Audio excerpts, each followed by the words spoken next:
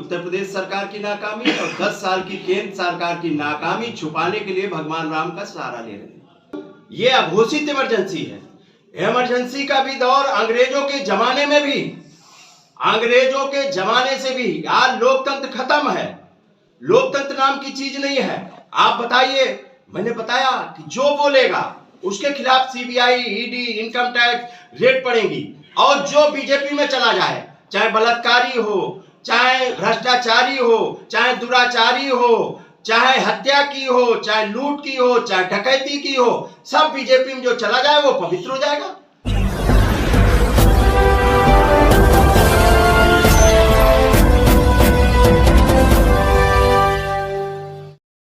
Samajwadi party पिछावर प्रकोष्ठ माननीय राष्ट्रीय अध्यक्ष श्री अखिलेश यादव जी के निर्देश पे आज प्रतापगढ़, जनपद प्रतापगढ़ में समाजवादी पिछड़ा वर्ग प्रकोष्ठ द्वारा पीडीए बूथ प्रशिक्षण कार्यक्रम रखा गया है, पंचायत प्रशिक्षण कार्यक्रम, जिसमें हमारे संगठन के सभी समस्त पदाधिकारी गण आए हैं।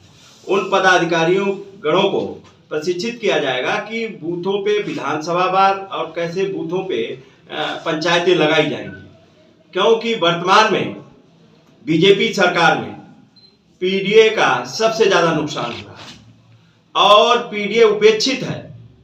और साथ ही साथ में वर्तमान सरकार न जाति जनगणना करा रही है, न सामाजिक न्याय कर रही है, आरक्षण लगातार घटाती जा रही है, खत्म करती जा रही है।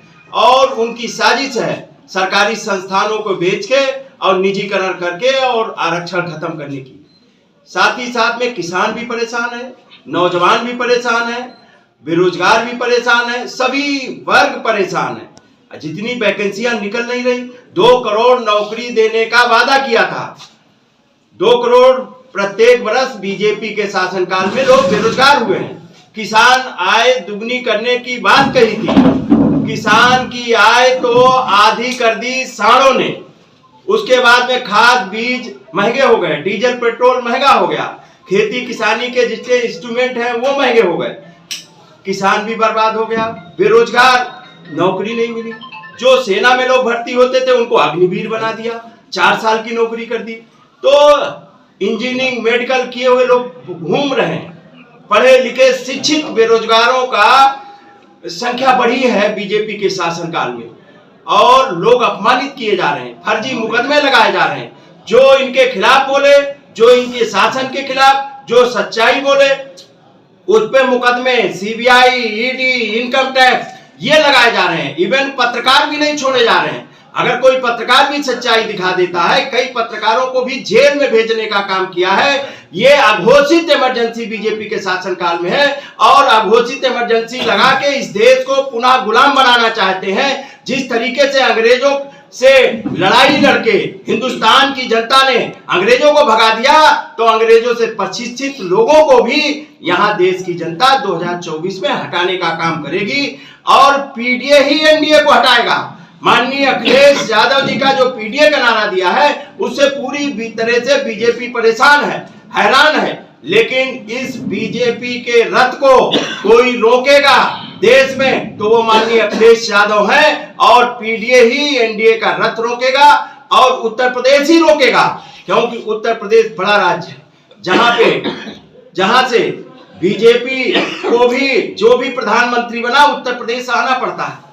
इसलिए उत्तर प्रदेश और समाजवादी पार्टी की हमारी पूरी तैयारी है। हम अपने पिछड़ों को जोड़ने के लिए निकले हैं। लगातार जहां से चले हैं वहां कई जगह पे हमारे पिछड़े वर्ग के मनीष पाल जी ने कई जगह पे हमारे पिछड़ी जातियों के, चाहे मौर्य हो, पाल हो, पटेल हो, कुर्मी हो, कश्यप हो, कहार हो, इन सब लोगों को, अल्पसंख्यक भाई हैं हमारे, सब लोग भारी संख्या में मिलवाए हैं। जगह जगह हम लोग मिले हैं, उन लोगों से भारी संख्या में लोग जुड़े हैं। और इस बार 2024 में नई पार्लियामेंट में नया प्रधानमंत्री समाजवादी पार्टी भेजने का काम करेगी।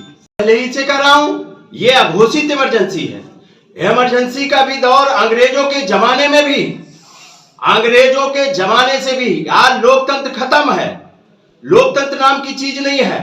आप बताइए, मैंने बताया कि जो बोलेगा उसके खिलाफ CBI, ED, income tax raid पड़ेगी। और जो बीजेपी में चला जाए, चाहे बलात्कारी हो, चाहे भ्रष्टाचारी हो, चाहे दुराचारी हो, चाहे हत्या की हो, चाहे लूट की हो, चाहे डकैती की हो, सब बीजेपी में जो चला जाए वो पवित्र हो जाएगा, चाहे बलात्कार किया हो। कांग्रेस ने यूपी जोड़ो यात्रा शुरुआत करने वाली, क्या सपा भी ऐसी कोई यात्रा निकालेगी 24 चुनाव को लेकर? समाजवादी पार्टी ऐसी यात्रा निकालेगी कि बीजेपी की अंतिम यात्रा निकल जाएगी। और समाजवादी पार्टी लगातार ये पिछड़े वर्ग प्रकोष्ठ लगातार जोड़ने का काम कर रहा है और हमारी पूरी संगठन की निचले स्तर तक तैयारी है। पीडीए बूथ पंचायत होगी, बूथ तक हमारी पंचायतें होंगी पीडीए की पूरे उत्तर प्रदेश में। अभी मैंने प्रतापगढ़ से आज संगठन की समीक्षा करने आया और प्रतापगढ़ के बाद में हमारा मछली शहर में भी कार्यक्रम है, उसके बाद में बलिया में लगा है और मऊ में लगा है, आजमगढ़ में लगा। हम लोग लगातार अब जब तक बीजेपी को हटा नहीं देंगे तब तक हम लोग रुकने वाले नहीं हैं। सभी वर्गों का इन्होंने हमारे चाहे कश्यप, निषाद, बिंद, मल्ला, केवट, कहार, गुड़िया, माझी, मझवार, रैकवार, तुरहा है, इनका आरक्षण छीनने का काम किया है।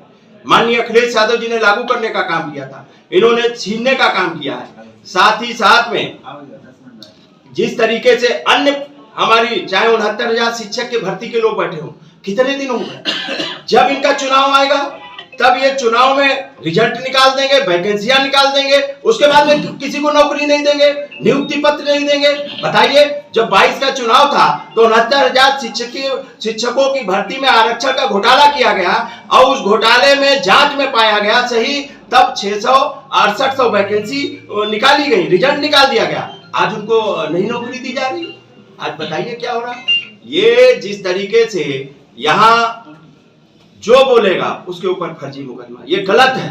ये लोकतंत्र खत्म करना चाहते हैं, ये देश को गुलाम बनाना चाहते हैं, ये 5 किलो अनाज देके इस देश को गुलाम बनाना चाहते हैं। कहते हैं हमने तरक्की कर दी। क्या तरक्की कर दी आपने? 80 करोड़ लोगों को आप कह रहे हो गरीबों को हम अनाज दे रहे हैं, तो आपके जमाने में तो बढ़े हैं लोग, 80 करोड़ लोगों को कह रहे हो। और चारों तरफ लूट मची है, सिलेंडर के माध्यम से लूटा, डीजल पेट्रोल से लूटा, आपके जीएसटी लगा के लूटा, जितने टैक्सेज लगा के लूटा, सारी तरह से लूटेंगे और चुनाव आएगा तो कुछ न कुछ देने का काम करेंगे। ये अब झांसे में कोई जनता इनके फंसने वाली नहीं है। अब पीडीए का नारा है कि जाति जनगणना कराओ और जाति जनगणना ही सभी समस्याओं का समाधान है।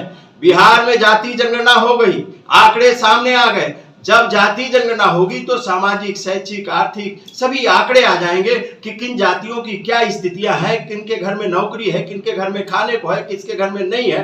तभी तो आप योजनाएं बनाएंगे। 1931 में जाति जनगणना हुई थी, उसके बाद आज तक जाति जनगणना नहीं हुई। और माननीय नेताजी, माननीय श्री मुलायम सिंह यादव जी, लालू प्रसाद जी, शरद जी लगातार सदन में बोलते रहे और माननीय अखिलेश यादव जी ने यह बीड़ा उठाया है कि जाति जनगणना कराना पड़ेगा, नहीं तो जब हमारी सरकार आएगी जाति जनगणना करा के सबको आबादी के हिसाब से हक अधिकार देने का काम करेंगे।